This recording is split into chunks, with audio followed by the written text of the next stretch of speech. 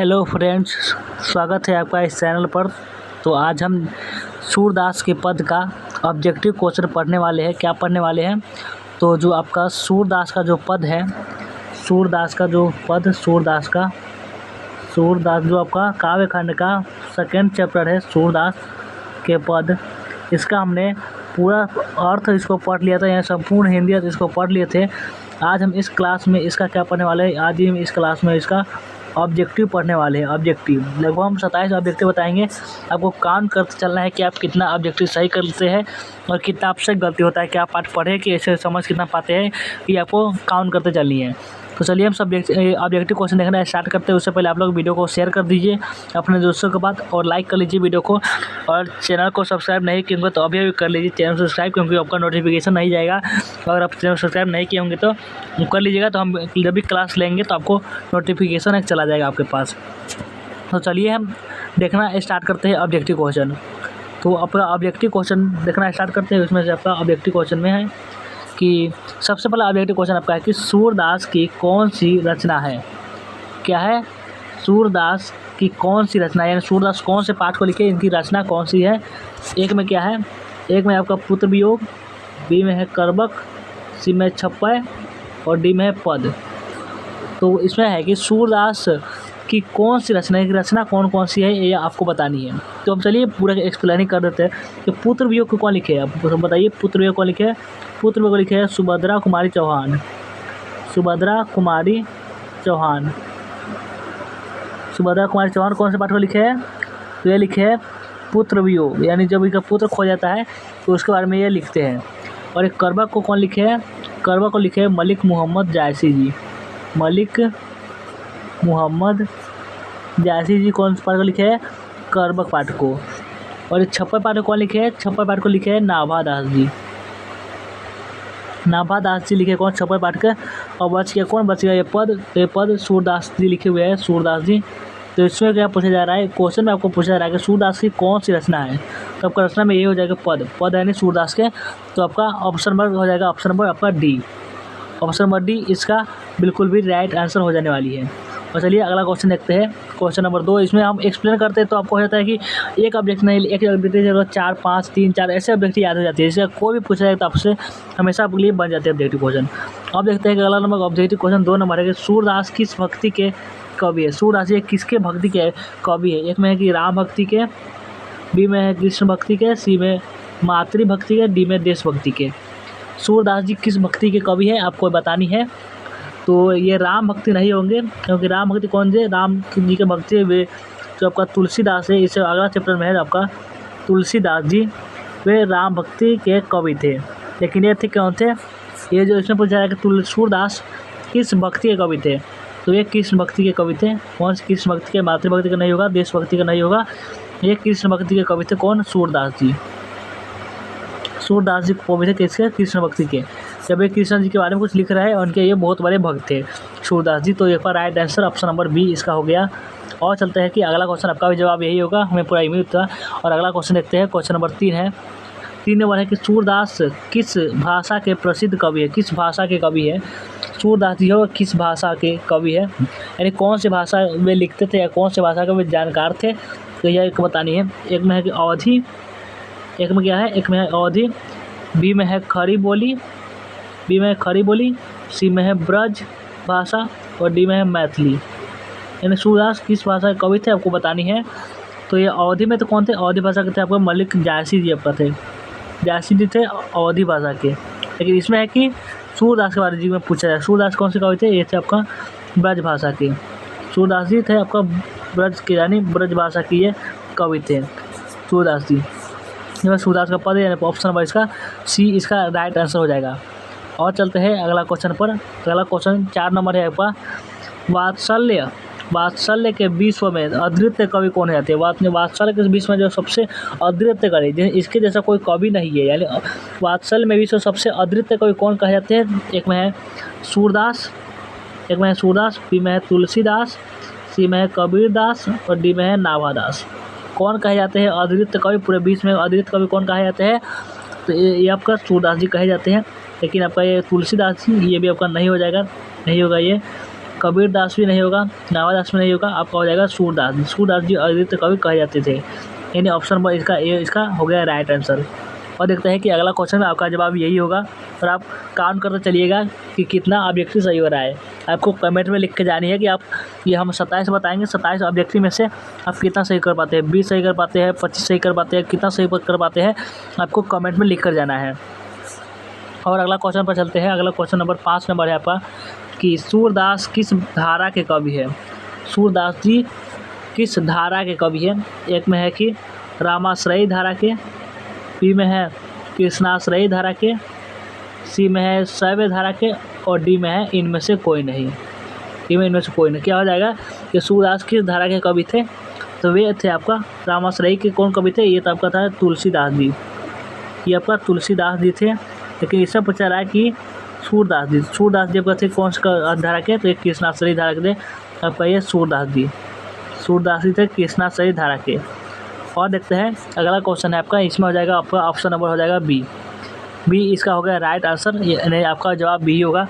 हमें ऐसा लगता है अब आप समझे कितना आपका जवाब सही हो रहा है, आप कमेंट में प्लीज़ लिख दीजिएगा। और अगला क्वेश्चन है आपका क्वेश्चन नंबर 6 है, कृष्ण कहाँ बैठकर भोजन कर रहे हैं। बहुत ही अच्छा सवाल है कि कृष्ण जी जो है, जो बाल कृष्ण जी जो है, वह कहाँ बैठकर भोजन कर रहे हैं, धरती पर या कौन सी जगह पर। एक में है नंद की गोद में, यानी उनके जो पिताजी है उनकी गोद में बैठ कर भोजन कर रहे हैं। बी में कि यशोदा की गोद में, यानी यशोदा माँ की गोद में। सी में है कि यमुना के किनारे, जो नदी होता है उसके किनारे पर, कि कदम के पेड़ पर, यानी जो आपका कृष्ण जी जो है कहाँ बैठ कर भोजन कर रहे हैं, तो वे भोजन कर रहे हैं नंद की गोद में। नंद की गोद में बैठ कर क्या कर रहे हैं कृष्णा जी, तो वहाँ ये भोजन कर रहे हैं, ये आपका भोजन कर रहे हैं नंद की गोद में बैठकर, यानी ऑप्शन नंबर इसके ए राइट आंसर हो गया। और चलिए अगला क्वेश्चन चलते हैं। अगला क्वेश्चन नंबर 7 नंबर आपका है, प्रस्तुत प्रथम पद में कृष्ण को किसको सूचना दी जा रही है। यानी प्रथम आपका इसमें 2 पद, आप जानते हैं कि इसमें क्या है, इसमें 2 पद में इसे बांटा गया है, 2 पद में इस कविता को बांटा गया है। इसमें पद 1 में होता है कि जो कृष्ण जी सोए होते हैं, इसमें उसको भोर होने की सूचना दी जा रही होती है। और जो 2 में होता है दूसरा पद में, उसमें ये बता दिया जाता है कि इसमें वो कैसे खा रहे हैं, उसमें चर्चा किया रहता है। तो यही आपसे पूछा जा रहा है, क्या पूछा जा रहा है आपसे बस यही इतना पूछा जा रहा है कि प्रथम पद में कृष्ण को किसको सूचना दी जा रही है। एक में है कि रात्रि होने की, बी में है दोपहर होने की, सी में भोर होने की, और डी में है इनमें से कोई नहीं। किसकी सूचना दी जा रही है कृष्ण जी को, इसमें दी जा रही है क्या, भोर होने की। यानी कहते हैं कि माहेश्वर जी की उठिए कृष्ण, अब सवेरा हो गया है। और बहुत सारे उदाहरण देते हुए कहते हैं कि जैसे कमल के पुष्प खिल गए हैं, जैसे भौरे भी लताओं पर आ गए हैं, चिड़िया चहचहाने लगी है। बहुत उदाहरण देते हुए कहते हैं कि आप उठ जाइए, अब क्या हो गई है, भोर हो गई है, अब भोर हो गई है, उठ जाइए, ऐसा कहते हैं। अगला क्वेश्चन देखते हैं आपका। अगला क्वेश्चन आपका है कि सूरदास हिंदी साहित्य के किस काल के कवि हैं। जब का सूरदास जो है हिंदी साहित्य के किस काल के कवि है। एक में है आदिकाल के, बी में भक्ति काल के, सी में रीति काल के, डी में आधुनिक काल के। किस काल के है सूरदास जी हिंदी साहित्य आपका है, इसमें किस काल का कवि है। एक में है आदिकाल, बी में है भक्ति काल, सी में है रीति काल, और डी में है आधुनिक काल। किस काल के थे, जबकि यह आदिकाल के बिल्कुल भी नहीं होने वाली है, रीति काल का भी नहीं होगा, आधुनिक काल का भी नहीं होगा। किस काल के थे, तो वे आपका थे भक्ति काल के। भक्ति काल के कवि कौन थे, तो वे थे आपका सूरदास। इतना समझ लीजिए जो भी दास वाले होंगे वे अधिकांशतः भक्ति काल के ही होंगे। इतना आप एक ट्रिक याद रख लीजिए, तो आपको आसानी होगा याद करने में। और अगला क्वेश्चन नंबर 9 है कि कौन सी रचना सूरदास की नहीं है। यानी कौन सी इसमें से 3 है, एक 3 है जो सूरदास जी की है, लेकिन एक है जो सूरदास जी की नहीं है। तो वही आपको बतानी है कि कौन सी रचना सूरदास की नहीं है। एक में सूरसागर, इतना समझ लीजिए जो भी सूर से संबंधित होगा ये सूरदास का ही होगा। इतना आपको फिक्स रखनी है कि इसका ही हो जाएगा, ये तो हो जाएगा। और ये साहित्य लहरी, ये भी 100 से समझ लीजिए कि ये भी आपका हो जाएगा।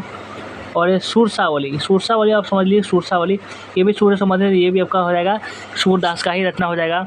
और एक है सतसई तो कोई इसका मेल ही नहीं खाता है, सतसई एक हो जाएगा क्या, ये ऊपर नहीं हो जाएगा, यानी ऑप्शन हो जाएगा ऑप्शन नंबर डी।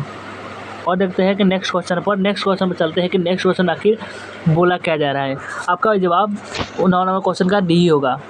और अगला क्वेश्चन में है आपका कौन सी रचना सूरदास की है। इसमें पूछा रहा है कि कौन सी रचना जो सूरदास की है, यानी इसमें 3 है, जो सूरदास की नहीं है, कोई एक है जो सूरदास को है, और है वही आपको इसमें बतानी है। एक में है कि सतसई, एक में क्या है, एक में है सतसई, बी में है दोहावली, सी में है सूरसागर और डी में है गीतावली। कौन सी रचना सूरदास की है? तो आपका ये सतसई पहले बता दीजिए, सतसई नहीं हो जाएगा, आपका ये दोहावली भी नहीं होगा, आपका ये गीतावली भी नहीं होगा, आपका ये जो सूरसागर है यही है आपकी सूरदास की रचना। यही किसकी है? तो यही आपका सूरदास जी की रचना है, यानी ऑप्शन नंबर सी इसका हो गया राइट आंसर। और देखते हैं अगला क्वेश्चन पर चलते हैं। अगला क्वेश्चन में है आपका सूरदास किस चीज़ की भूख है? सूरदास जी जो है उनको किस चीज़ की भूख है? एक में है कृष्ण की जूठन की, यानी भगवान कृष्ण के जूठन की भूख है, बी में है प्रेम की भूख है, सी में है काव्य की रचना की, काव्य के जो रचते थे उसकी भूख है, और डी में है इनमें से कोई, यानी किसी का भूख नहीं है। इसमें हो जाएगा कि सूरदास जी की किसकी भूख है, उनको भूख जो है वो किस चीज़ की है। एक में प्रेम की जो भूख नहीं होने वाली है, काव्य रचना का भी नहीं होगा, इनमें से कोई नहीं, इसका भी नहीं होगा। बचिएगा कौन? बचिएगा option number A, Krishna ji के जो बालकृष्ण जो भोजन कर रहे हैं उसको जो खाना खा रहा है, जो खाना नीचे धरती पर गिर जाए उसको ही क्या सूरदास जी की भूख है, यानी इसका ऑप्शन नंबर ए इसका हो जाएगा राइट आंसर इसका हो जाएगा ऑप्शन नंबर ए। और अगला क्वेश्चन देखते हैं।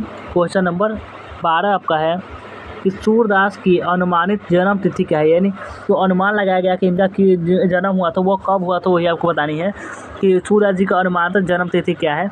तो एक में है कि 1475 ईस्वी में, बी में है 1475 ईस्वी में लिखा गया है, सी में 1480 ईस्वी में और डी में है 1482 ईस्वी में। कब हुआ था? सूरदास की जो अनुमानित तिथि होती है वो आपका 1478 में, इसमें नहीं लिखा हुआ है लेकिन यही आपका हो जाएगा राइट आंसर। 1478 में इनका क्या हुआ, जन्म हुआ था। इसमें 1400 दे दिया, गलत दिया हुआ है, लेकिन इसमें हो जाएगा क्या, ऑप्शन नंबर बी में होगा क्या, बी में आपका हो जाएगा 1478 में, यानी ऑप्शन हो जाएगा यही। और अगला क्वेश्चन देखते हैं। क्वेश्चन नंबर 13 है। क्वेश्चन नंबर 13 में आपका है निम्नलिखित में कौन सी कवि अष्टछाप नहीं है, यानी कौन सा कवि जो अष्टछाप नहीं है। तो एक में हो जाएगा क्या सूरदास, डी में कृष्णदास, सी में सीता जायसी और डी में कुमुददास, यानी कौन से जो कवि है वो अष्टचाप नहीं है। तो आपका हो जाएगा कि ये सूरदास अष्टचाप है, ये भी है, लेकिन कुमुददास है, ये कौन सा दास को पता ही नहीं है, कि चैप्टर में चर्चा ही नहीं किया गया है, यानी ऑप्शन नंबर डी हो जाएगा इसका राइट आंसर। और देखते हैं कि नेक्स्ट क्वेश्चन क्या है। नेक्स्ट क्वेश्चन आपका 14 नंबर है। कछुक खाता कछुक धरनी गिरावत छवि निरखती नंद रानिया में कौन सा अलंकार है? अलंकार पूछा रहा है कि ये जो आपका कविता का जो छोटा सा अंश है कि कछुक खाता कछुक धरनी गिरावत न छवि निरखती नंद रानिया में कौन सा अलंकार आपको पहचाननी है। एक में जाएगा उपमा, क्या उपमा अलंकार है, बी में है रूपक, क्या रूपक अलंकार है, इसी में है यमक, डी में है अनुप्रास। बताइए आप लोग, एक बार कमेंट में लिख दीजिए इस तरह का जो 14 नंबर क्वेश्चन का है। इसका जवाब लिखिए, आप ए लगता है तो ए लिख दीजिए, जैसे आपको बी लगता है तो बी लिख सकते हैं, सी लगता है तो सी लिख दीजिएगा, या डी लगता है डी लिख दीजिए। इस क्वेश्चन का जवाब आप लोग कमेंट में अभी भी लिखिए। ये कछुक खाता कछुक धरनी गिरावत कवि निरखती नंद रानिया में कौन सा अलंकार है।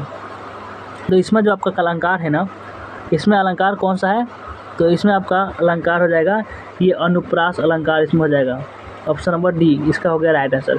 आप लोग कमेंट में लिखे होंगे कि कौन सा अलंकार था। और अगला क्वेश्चन आपका है क्वेश्चन नंबर 15 है आपका। 15 में है कि कवल कुसुम फूले नर नारी सूर श्याम में कौन सा अलंकार है। इसमें भी अलंकार पूछा जा रहा है कि कवल कुसुम फूले नर नारी सूर श्याम में कौन सा अलंकार है। एक में उपमा, बी में अनुप्रास, सी में रूपक और डी में यमक। कौन सा अलंकार इसमें हो जाएगा कि कवल कुसुम फूले। ये सब सवाल आपका पूछा नहीं जाता है, लेकिन पूरा जब हम देख रहे थे इसको क्यों छोड़े। तो कवल कुसुम फूले नर नारी सूर श्याम में कौन सा अलंकार है, तो ये भी आपको अनुप्रास ही हो जाएगा। उपमा नहीं होगा, रूपक नहीं होगा, यमक नहीं होगा। ऑप्शन नंबर बी हो गया इसका राइट आंसर। और देखते हैं अगला क्वेश्चन नंबर 16 है कि साहित्य लहरी किनकी रचना है। जो साहित्य लहरी आपका जो है वह किसकी रचना है। इतना जानते हैं कि ये सूरदास का पद अगर चल रहा है तो सूरदास की ही रचना होगा। एक में है जायसी, क्या ये जायसी जी की है, कि भी में सूरदास, क्या ये सूरदास जी की है। इसी में है कबीरदास जी, क्या है कबीरदास जी की है। और डी में तुलसीदास जी, क्या है तुलसीदास जी की है। जो साहित्य लहरी है वह किनकी रचना है, तो ये आपका हो जाएगा किसकी, भी आपका हो जाएगा सूरदास जी की। सूरदास जी की रचना कौन सी है, तो साहित्य लहरी है, सूरदास सूरसावली है और सूरदास के पद भी लिखे हैं, ये सब आपकी इनकी है। ये सब साहित्य लहरी, ये सब आपका सूरदास जी की ही रचना है। और है आपका 17 नंबर क्वेश्चन की सूरदास की रचनाओं की भाषा क्या है। जो सूरदास जी जो रचना की है वह किस भाषा में की है, वो ये बतानी है कि सूरदास की रचनाओं की भाषा क्या है। एक में है अवधी, बी में है ब्रज भाषा, सी में खड़ी बोली और डी में मैथिली। किस भाषा में की है, सूरदास की रचनाओं का भाषा क्या है। तो आप जानते होंगे कि जो आपका अवधी भाषा था यह किनके थे, तो ये आपका था अवधी भाषा जायसी जी का। ये जायसी जी का कौन सा भाषा था, अवधी भाषा था। और ये सूरदास जी का क्या था, सूरदास जी का ब्रज भाषा है। ये आपका सूरदास जी का ब्रज भाषा, यानी आपका ऑप्शन में हो जाएगा बी हो जाएगा आपका इसका राइट आंसर, इसको हो जाने वाली है। और देखते हैं कि अगला क्वेश्चन में क्या है। अगला क्वेश्चन में आपका है कि सूरदास के गुरु का नाम क्या था। बहुत इंपॉर्टेंट, कितने बार पूछा गया है। ये आपका BBI लगा लीजिए, BBI नहीं इसको MBBI भी कर सकते हैं, MBBI कह सकते हैं। जितना आप लगाइए इतना कम है। कि सूरदास के गुरु का नाम क्या था। गुरु का नाम एक में है नरहरिदास, बी में है कि बेठुलनाथ, सी में है कि वल्लभाचार्य और डी में है आनंद दास। कौन हो जाएगा कि सूरदास के गुरु का नाम क्या था। तो आपका सूरदास का जो गुरु का नाम था वो था आपका वल्लभाचार्य, यानी ऑप्शन नंबर सी वल्लभाचार्य नाम था सूरदास जी के गुरु का। और देखते हैं अगला क्वेश्चन है आपका। अगला क्वेश्चन नंबर 19 है। क्वेश्चन नंबर 19 में आपका है कि सूरदास किस मार्ग में दीक्षित हुए। किस मार्ग में वे दीक्षित हुए, तो आपको बतानी है। एक में अष्टछाप में, बी में संत मार्ग में, डी में पृष्ठी मार्ग में और डी में है इनमें से कोई नहीं। सूरदास जी किस मार्ग में दीक्षित हुए, तो आपका अष्टछाप में नहीं, सत मार्ग में नहीं, पृष्ठी मार्ग में वे दीक्षित हुए। ऑप्शन नंबर इसका सी हो जाएगा राइट आंसर। और देखते हैं कि अगला क्वेश्चन में क्या है। 20 नंबर का अगला क्वेश्चन है कि वल्लभाचार्य से मिलने के पूर्व, जो वल्लभाचार्य जब उनसे मिले थे, जो सूरदास जी, उससे पूर्व सूर किस भाव के पद गाते थे सूरदास जी, बतानी है आपको, जब वे वल्लभाचार्य से नहीं मिले थे। एक में है प्रेम के, क्या वे लव यानी प्रेम के गीत गाते थे, कि विरक्ति के, क्या विरक्ति के गीत गाते थे, कि सी में दैन्य के गीत गाते थे, कि डी में अवसाद के गीत गाते थे। किस भाव के वे गीत गाते थे जब वे वल्लभाचार्य उनको अपने गुरु से नहीं मिले थे, तो वे गाते थे दैन्य के। क्या हो जाएगा, दैन्य के वे गीत गाते थे। ऑप्शन नंबर सी होगा इसका राइट आंसर। और ये आपका प्रेम नहीं होगा, विरक्ति नहीं होगा, अवसाद नहीं होगा। हो जाएगा क्या, हो जाएगा ऑप्शन नंबर सी, इसका हो गया राइट आंसर, यानी इसका ऑप्शन नंबर हो जाएगा दैन्य के वे क्या करते थे, भाव के वे गीत गाया करते थे जब वे वल्लभाचार्य से नहीं मिले थे। तो और देखते हैं कि अगला क्वेश्चन है 21 नंबर आपका, कि सूर सागर किसकी रचना है। सूर सागर वह किसकी रचना है, आपको बतानी है। तो आपका जो यह सूर सागर है वो आपको जानते हैं कि वह सूरदास जी की रचना है, उन्हें बता दिया था सूरदास जी की रचना है। आपका रैदास जी की नहीं है, नंददास जी की नहीं है, तुलसीदास जी की नहीं है, किनकी है, तो ये आपका सूरदास जी की ही रचना है, यानी ऑप्शन नंबर बी हो जाएगा इसका राइट आंसर। और अगला क्वेश्चन देखते हैं। क्वेश्चन नंबर अब 22 है कि 27 क्वेश्चन बताने वाले आपको काउंट करते चलिए कि कितना सही हुआ। 22 नंबर है कि द्वितीय पद में किस खाद्य पदार्थ का उल्लेख नहीं हुआ है। द्वितीय पद में किस खाद्य पदार्थ का उल्लेख नहीं हुआ, इसमें से कोई 3 है जिसका उल्लेख हुआ है, लेकिन एक है जो उसका उल्लेख नहीं हुआ है, तो वही आपको बतानी है। एक में है दही का तो उल्लेख हुआ था, तब कहते दही माखन मिश्री सब तो डालते हैं मुँह में। और बी में है माखन का उल्लेख हुआ है, मिश्री का भी हुआ है, लेकिन ये आपका है अपूप, इसका नहीं हुआ है, यानी ऑप्शन नंबर डी हो जाएगा इसका भी राइट आंसर। ये मिश्री हुआ है, माखन हुआ है, दही हुआ है, इसमें पूछा रहा है नहीं, इसमें नहीं पूछा रहा है, इसलिए ये वाला नहीं हुआ है, इसीलिए जवाब हो जाएगा ऑप्शन नंबर डी अपूप, इसका राइट आंसर हो जाएगा। और चलते हैं अगला क्वेश्चन पर, कि अगला क्वेश्चन में है आपका 23 नंबर में। 23 नंबर का क्वेश्चन है कि सूरदास की कीर्ति कौन सी है। आपको कीर्तियाँ बतानी है कि सूरदास जी की कीर्तियाँ कौन कौन सी है। एक में है प्रणभंग, बी में है जयद्रथ वध, सी में है साहित्य लहरी और डी में है बड़वे रामायण। कौन कौन सी है सूरदास जी की कीर्ति है, तो आप जानते हैं कि सूरदास जी की कीर्ति है वो प्रणभंग जो है ये आपका हरगिज नहीं होने वाली है, एक आपका नहीं होने वाली है। जयद्रथ वध ये भी आपका नहीं होने वाली है। आपका ये बड़वे रामायण ये भी नहीं होने वाली है। बच गया कौन, बच गया आपका ये साहित्य लहरी आपका 100% जवाब हो जाने वाली है। 100% आपका एक करेक्ट आंसर हो जाएगा क्या, साहित्य लहरी, यानी ऑप्शन नंबर सी। और देखते हैं कि नेक्स्ट क्वेश्चन पे है आपका कि सूर सागर किस भाषा में रचित है। फिर वही सवाल आ गया, सूर सागर जो किस भाषा में लिखा गया है। जानते हैं कि भोजपुरी में लिखा गया तो हम आराम से पढ़ लेते हैं, हम लोग तो भोजपुरिया है, भोजपुरी जाने होते आराम से पढ़ लेते हैं हम लोग, लेकिन क्या इसका अर्थ समझ नहीं पाते हैं। संस्कृत में भी आपका नहीं लिखा हुआ है, ये कुछ अलग भाषा में लिखा हुआ है जिसका नाम है ब्रजभाषा।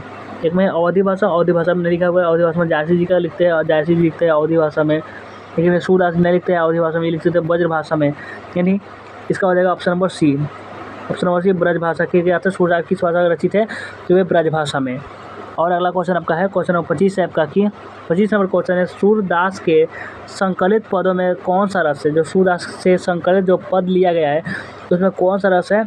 एक में है श्रृंगार रस, बी में है वात्सल्य रस, सी में है वो हास्य रस और डी में है क्या रौद्र रस। जो सूरदास के जो संकलित जो पद है उनसे जो सूरदास जी की जो पद की रचना की है उसमें कौन सा अलंकार है, मतलब कौन सा रस है। रस आपको पूछा जाए तो आपका ये श्रृंगार रस नहीं है, इसको पहले हटा दीजिए। हास्य रस भी नहीं है, आपका रौद्र रस भी नहीं है, आपका वात्सल्य रस है। ऑप्शन नंबर बी हो जाएगा इसका राइट आंसर। और देखते हैं नेक्स्ट क्वेश्चन हमें आए। नेक्स्ट क्वेश्चन 26 नंबर है, ज़्यादा क्वेश्चन नहीं बचा हुआ है, 27 क्वेश्चन ही है। कन्या का क्या अर्थ होता है। कन्या क्या अर्थ होता है। एक में स्त्री, बी में वधू, सी में पत्नी और डी में गोद। क्या होता है कन्या का क्या अर्थ होता है। तो आप जो सभी लोग जानते हैं कि कन्या क्या अर्थ होता है, इसका होता है आपका वधू। स्त्री नहीं होता है, पत्नी होता है, गोद नहीं होता है वधू, यानी ऑप्शन नंबर बी। और देखते हैं अंतिम क्वेश्चन है। अंतिम क्वेश्चन एक ही है कि भगवान श्री कृष्ण किस कवि के पूज्य थे। जो भगवान श्री कृष्ण किस कवि के पूजे जाते थे तो वे किनके थे। तो आप जानते हैं कि तुलसीदास के नहीं थे, क्योंकि तुलसीदास के राम जी थे। तुलसीदास राम जी को पूजते थे। झांसी जी भी नहीं होंगे, झांसी तो उससे चाचा ही नहीं है। कबीरदास जी भी नहीं होने वाली है, हो जाने वाली है सूरदास की। सूरदास की क्या थे, वे जो पूज्य थे भगवान श्री कृष्ण जी थे। श्री कृष्ण जी वे किनके पूज्य थे, तो वे थे आपका ये सूरदास जी के पूज्य था। ये ऑप्शन नंबर डी इसका हो गया राइट आंसर। तो आज के बस वीडियो में इतने ही रखते हैं और फिर मिलेंगे फिर किसी नेक्स्ट वीडियो में। तब तक के लिए चलिए वीडियो को एंड करते हैं। और आप लोग कमेंट में एक बार लिख दीजिएगा कि 27 ऑब्जेक्टिव जो हमने बताए थे इसमें आपको कितना सही होने वाला है। तो चलिए वीडियो को एंड करते हैं, मिलते हैं फिर किसी नेक्स्ट वीडियो में।